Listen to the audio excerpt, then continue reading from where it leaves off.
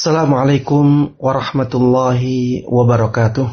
Alhamdulillah, wassalatu wassalamu ala rasulillah wa ala alihi wa sahbihi wa man tabi'a hudah. Kaum muslimin dan kaum muslimat yang saya cintai karena Allah, khususnya anggota GIS Grup Islam Sunnah yang semoga dirahmati dan diberkahi oleh Allah Subhanahu wa ta'ala.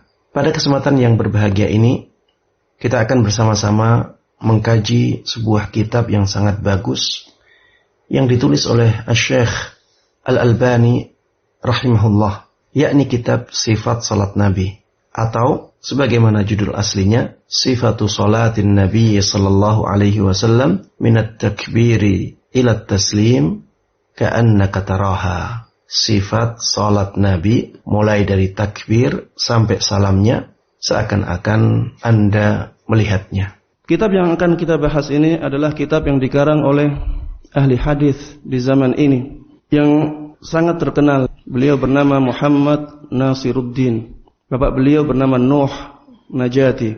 Beliau berasal dari Albania.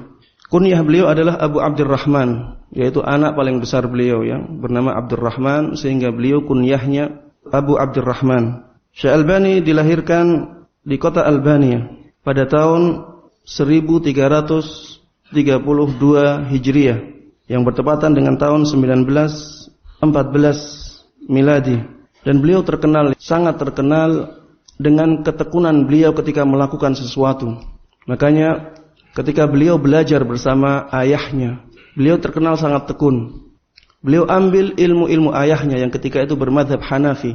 Kemudian beliau juga belajar tentang jam. Beliau memperbaiki jam, dan beliau belajar ini dari ayahnya juga. Dan ketika sudah menjadi pekerjaannya, beliau sangat tekuni pekerjaan tersebut sehingga sangat terkenal bahwa pekerjaan beliau ini sangat profesional, sangat baik ketika memperbaiki jam dan sangat amanah. Tapi dengan berjalannya waktu, beliau tertarik untuk menuntut ilmu, terutama ilmu hadis.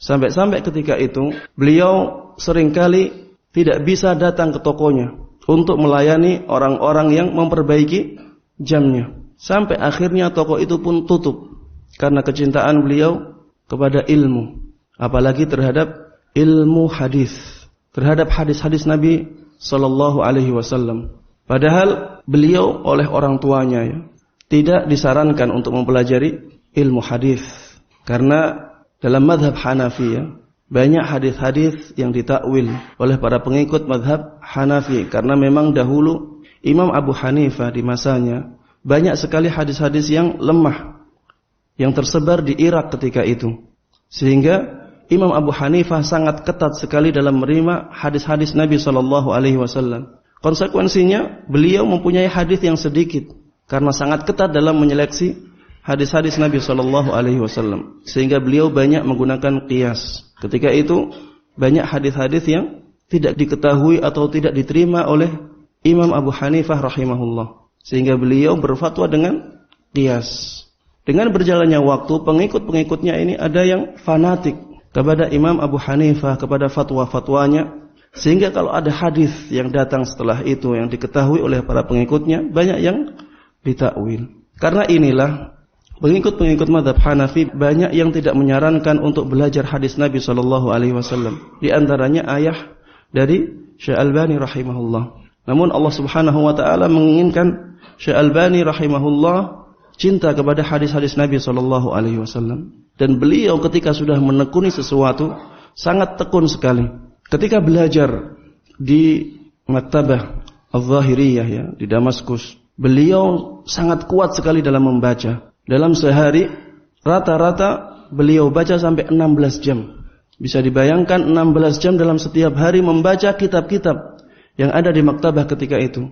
Dan ketika itu petugas dari maktabah, karena seringnya Syekh Albani pergi ke maktabah, akhirnya diberi kunci oleh penjaga atau penanggung jawab dari perpustakaan Al-Zahiriyah, yang di sana banyak sekali kitab-kitab yang masih berupa tulisan tangan.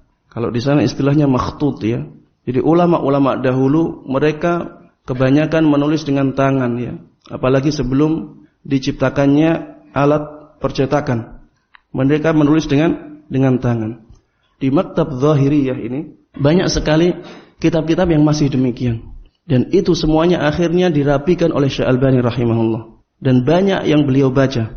Bisa dibayangkan ya, sampai 16 jam setiap hari rata-rata. Dan ini beliau lakukan dengan semangat karena kecintaan beliau kepada hadis-hadis Nabi SAW. Dan beliau terkenal juga dengan semangatnya beliau dalam menyebarkan ilmu. Bahkan ketika beliau menjadi dosen di Jamiah Islamiyah ya, di kota Madinah, beliau mengajar. Setelah mengajar, ada jeda, ada waktu istirahat. Beliau gunakan untuk menerima pertanyaan dan menjawab pertanyaan dari para muridnya. Sehingga menjadi pemandangan yang biasa. Ketika itu, kalau Syekh Albani keluar dari kelas, Syekh Albani dikerumuni oleh murid-murid atau mahasiswa-mahasiswa yang ada ketika itu.